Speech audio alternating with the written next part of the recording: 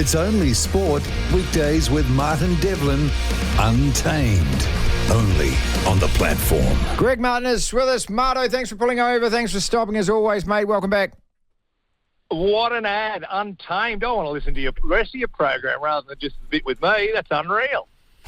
What was unreal last night, mate, was 35 off 2 goddamn overs. If we can't shut the door on that. I said, I yelled at the TV 100 times. What time was that? Because I turned it on about 7:30 or whatever. So what's that, 10:30 your time, whatever time it finished. I went, oh, my God, I've missed most of the game, which is exactly what I usually like doing, and just saw what an exciting finish that was. Cricket, I'd given up on cricket. You know, I've said it's all over.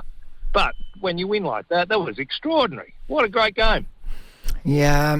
What an angry bunch of cricket fans you've got. Well, okay, all right. I mean, David Warner got a send-off, didn't he? But he blew kisses to the crowd. It didn't look as though it affected him too much. I actually liked David Warner for a few minutes there last night. It was good. I liked seeing him booed. I love booing because booing's such a funny thing. When you're at the footy and you just go, oh, everyone's booing, I better boo, and then you just start laughing because it's such a useless thing. Booing, how's that going to hurt? No, Stone style. Look, when we were at the World Cup in France last year, every time somebody was taking a goal kick, they used to, there were signs coming up in the ground and out to say, please show respect, don't boo. Bugger off, mate. We're allowed to boo. Look at the NBA basketball. There's guys stripping behind the basket now when they do free throws. You're meant to put the guy off, aren't you? That's the point. Home ground advantage. Have you heard of that? Yeah. Oh, God. No, that was bloody good last night. Who was the guy trying to field? He was trying to knock it back in, not realising all he had to do was stop it, and you would have beaten us. Yeah. Anyway, I don't want to talk about cricket. That's not what we're here for. No, well, we've got 2 test matches, one starting next week on Thursday. And so, look, if the T20s, none of us are going to care about or remember if we manage to nick. Do you know how many times we have beaten you in a test match in cricket? We've played 45 times. How many wins? Well, I'd say 5 while Hadley was playing. God, you're a sod. We've won 8, okay? We've won 8. Oh, all right? Sorry. And five of them happened when Hadley was playing. You're exactly right. That was the point. Listen, I reckon there's a bloke rang us on radio the other day to tell us, so we talk cricket. I said, I'm not talking cricket. He said, I'll tell you cricket. He booked a flight to go and watch one of those test matches. He said it's sold out. Is that possible? Yeah, it is, yeah. So sold out the first 4 days in Wellington, okay? So, yeah.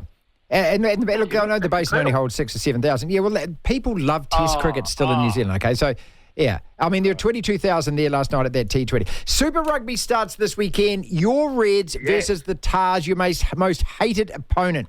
So who wins that game for a start? Well, I hope the Reds because they're my old team, plus I really love them. Mate, they got a new coach. They got rid of Thorny.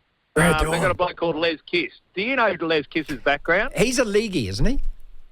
Well, he was, but he's at great pains to say I'm no longer a leaguey because he's been coaching rugby overseas and with Checker, and then he went over to Ireland for many years.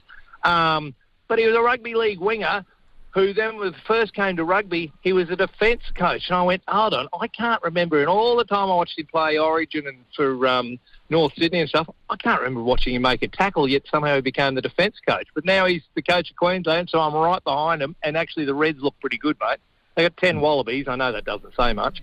But hang on a second. So they making the right noise. Lachlan, he just said the Reds look pretty good, mate. Sorry. He just said Reds look pretty good. You never know. Listen, nobody's lost a game at this time. At this stage of the season, nobody's lost a game. I love Phil Ward, the CEO, mate, exhorting the Australians to say, you've got to do it for Australia. You've got to step up for Australia. This is so important. How about you get some players, Phil?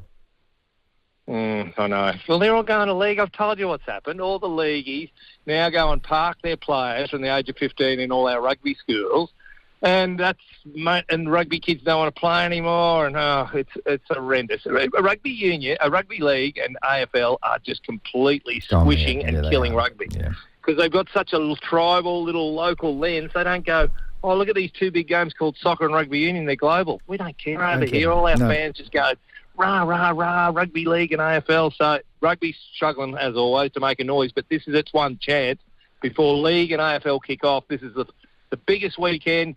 Blokes still want to watch people run into each other. They do. But the problem always is this weekend there's more drop ball than any other weekends because defence is the main thing this weekend because they're all full of muscles and speed and everything. They want to tear into people. The worst thing is it's the one chance you get every bloke in Australia watching rugby and there's too much drop ball. I I hope that doesn't happen this weekend. I know it's pre-season, but I watched a fair bit of the Broncos versus North Kerr. You actually look bloody good, mate.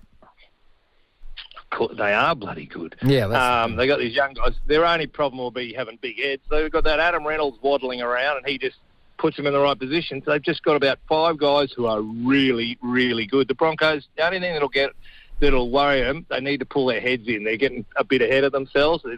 There's 4 of them wearing nail polish. That troubles me, or am I just old? Here we go. No, okay.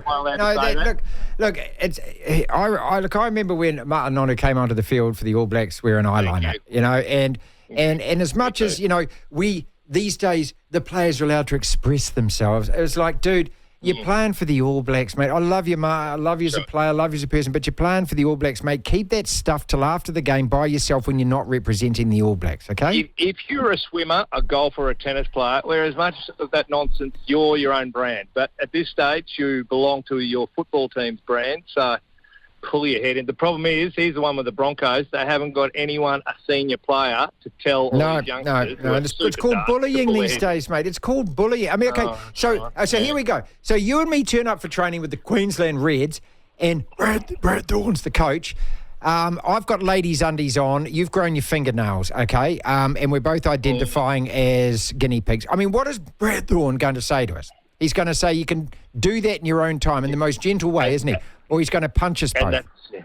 Right? And that's why Brad Thorne is no longer coaching. He was too harsh. He was too hard. We had someone ring up our radio station the other day and going, is this bullying? Because he was more my age when when I became a carpenter and I was a young apprentice, and I understood what he meant. But his son, he said, my son got his underarms siliconed one day at Smoker, which is, morning tea.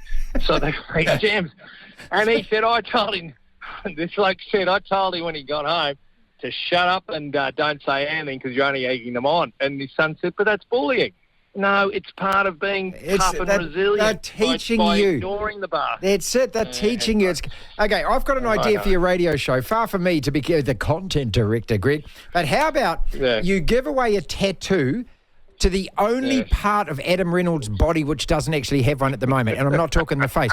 But that's right. Just offer him, just say, here it is live. You can come in and get your Johnson done, mate, because you've got every other bit of you done.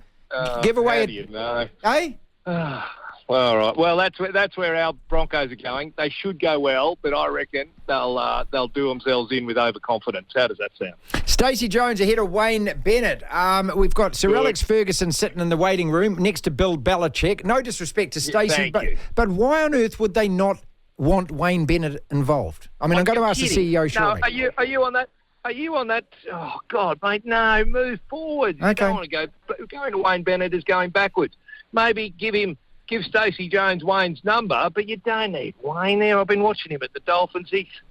I don't know. Maybe I've been watching him for too long, mate. I was a ball boy for Wayne Bennett when he played in 1970 Brisbane Rugby League, okay? I've been watching him for too long. Good Lord. And surely the Auras, no, probably hasn't. They have respect for him, but what can he do for your team? He's already had a go. Listen, last year, mate, I mean, you were all over him and the Dolphins like the Aussie batters were our bowlers in the last 2 overs. Over Wayne. I was over the Dolphins because that was commercial obligation, and I still am. That's right. Yeah, the sponsor of the radio station. That's right. No, I understand he was good, but you can't, you want to... It's one of the things I don't understand about Wayne. How does this 75-year-old man still able to communicate with these 20-year-olds? Maybe he is the master. Maybe I've got it wrong. But Stacey Jones is a hero. He's a legend. I can't work out what you're whinging about.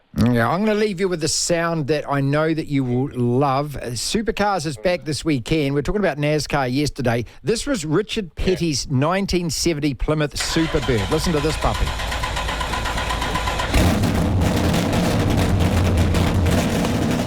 Mate, and you tell me to buy an electric car again, okay? You're going to get some of that. God. You're going to get some. What do you reckon, mate? It's been a big debate over here this week because they're going to add money to all blokes' favourite utes. They're going to make them, like the car I'm driving right now, a Toyota Land Cruiser, they're going to add $13,000 onto the price, and they're going to and they're going to use that money to drop the prices of EVs, so we all buy EVs. So I'm not falling for it, and no one's falling for it. No real bloke is who's still got gonads. All right, no. You get the EV and you get her lingerie to wear at the same time, mate. Okay, that's it. That to me is the package. Here's the 13,000 off. Yeah. Here's the keys, and you have to wear those knickers. Okay, that's the deal. Well, you and I are dinosaurs, and here we are. Keep on dinosauring them. You know, Greg, love you to bits, mate. We'll talk again next Thursday. Greg Martin, Triple M Breakfast host.